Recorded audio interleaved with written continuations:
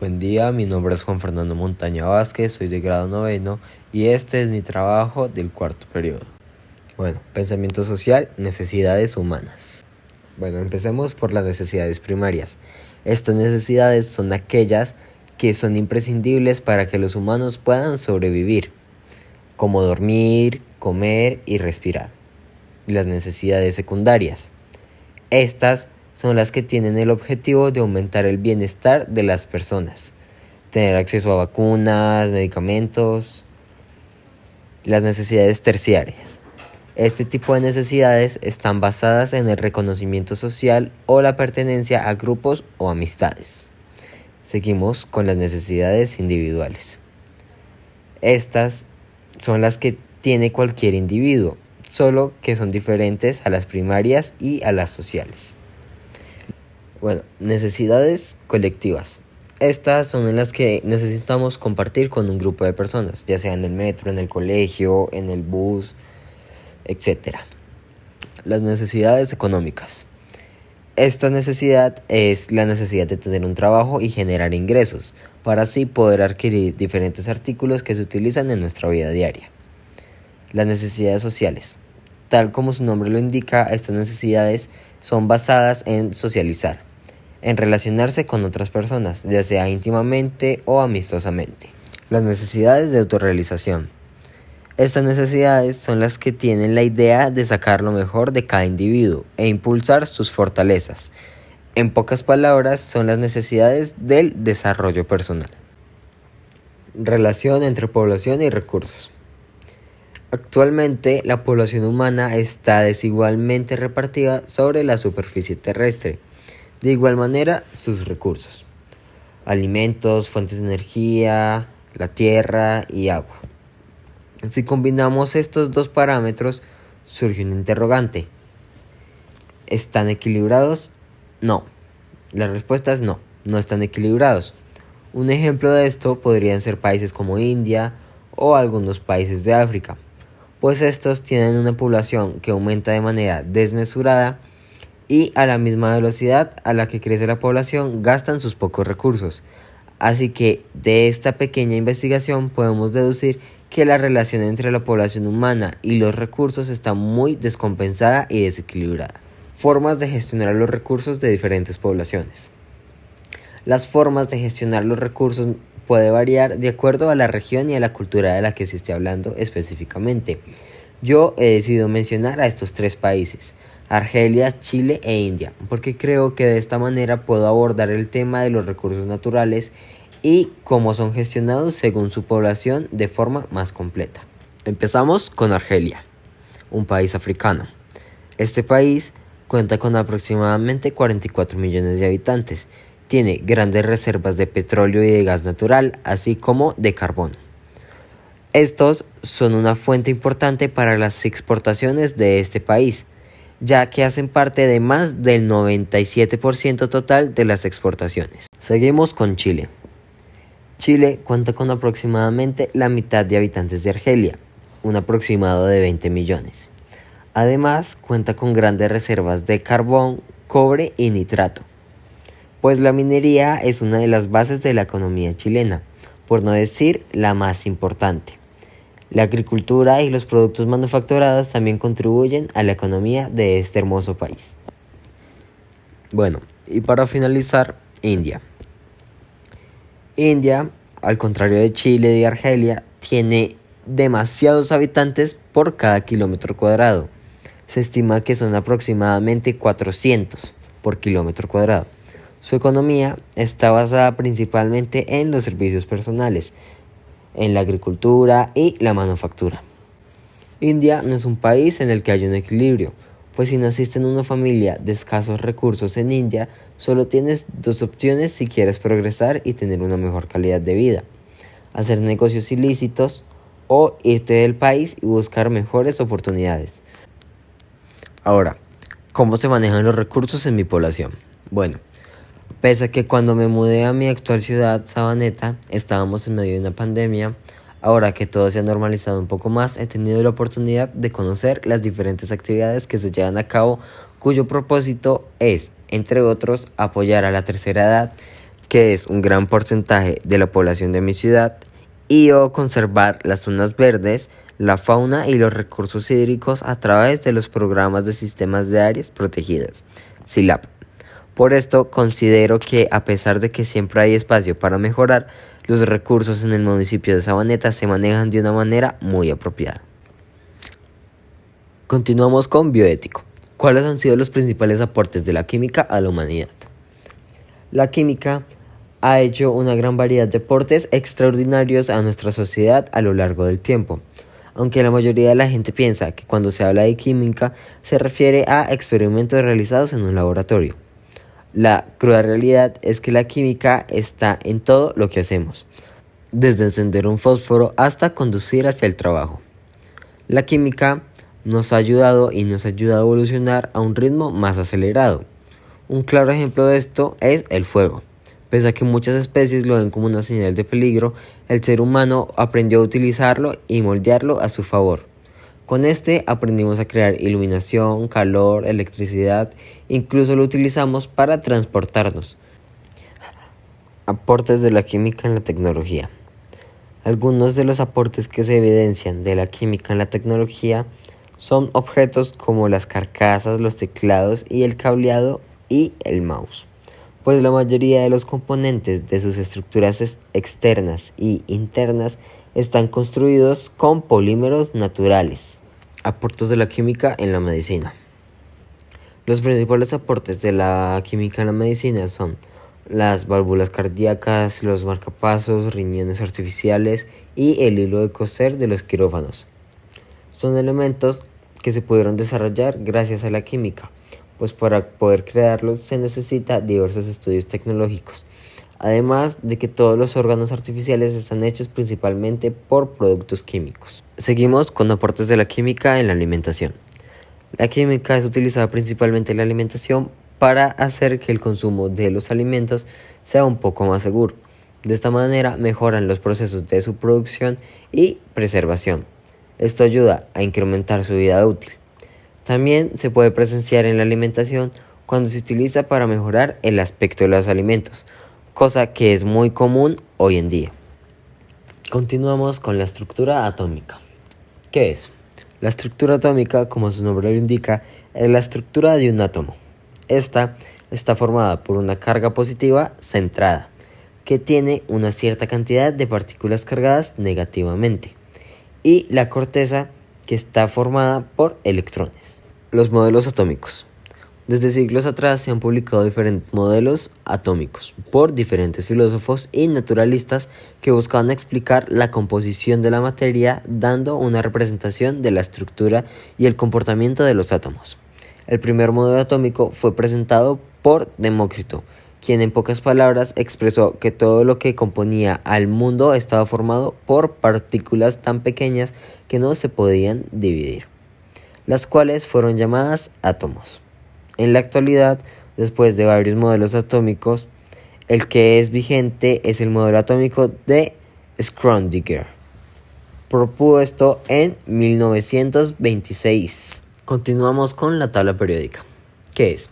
La tabla periódica es una tabla en la que se encuentran absolutamente todos los elementos químicos que se conocen hasta el día de hoy. Estos son clasificados según sus cualidades físicas. Esta fue dada por el químico Dmitri Mendeleev en 1869, cuya creación es considerada por muchos como la más importante de la historia de la química. Un enlace químico.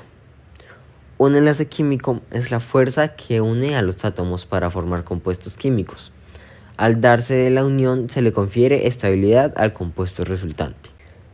Bueno, continuamos con las ventajas y las desventajas de consumir alimentos orgánicos. Las principales ventajas de estos alimentos es el aporte nutritivo que tienen, si los comparamos con otros alimentos que son ultraprocesados. Sin embargo, así como tiene beneficios, también tiene perjuicios, como lo son su elevado precio y su corta vida útil. Bueno, continuamos con la relación de los alimentos con el cuidado de la salud. Muchas personas prefieren consumir alimentos orgánicos, pues la mayoría de estos ayudan a combatir diferentes problemas de salud como la tensión alta o diabetes. Continuamos con matemáticas. Entonces aquí va el comentario del equilibrio de Nash. Pese a que mucha gente cree que las matemáticas nunca las vamos a usar en nuestra vida diaria, en nuestra vida cotidiana, el equilibrio de Nash es un claro ejemplo de que sí las usamos en nuestra vida cotidiana inconscientemente, ya sea cuando vamos a salir con un amigo, o nos vamos a encontrar con nuestros familiares, o en los deportes que practicamos, en nuestros hobbies. El equilibrio de Nash lo utilizamos casi para todo en nuestra vida cotidiana. Bueno, seguimos con el pensamiento tecnológico. La energía es sustentable y sostenible. Las energías sustentables son las que utilizan y agotan menos recursos limitados. Las sostenibles son aquellas que se pueden mantener durante un largo tiempo sin agotar los recursos. Un ejemplo de energía sustentable podrían ser las células solares, dando energía a un artefacto electrónico directamente de la luz solar. Y un ejemplo de la energía sostenible puede ser una computadora común, ya que lo que hagas ahí no se va a deteriorar con el tiempo. En cambio, si lo haces en algo como una hoja de papel, eventualmente se va a deshacer. Bueno, ¿cuál es el uso de la moda en la estadística? La moda es utilizada en la estadística para saber qué cifra o valor se repiten más veces. ¿Cuál es el uso de la media en la estadística? La media es utilizada en la estadística para conocer el promedio de cualquier cosa, ya sea las ventas de los trabajadores de una empresa o el promedio de notas de los estudiantes de un colegio. Seguimos con cuál es el uso de la mediana en la estadística.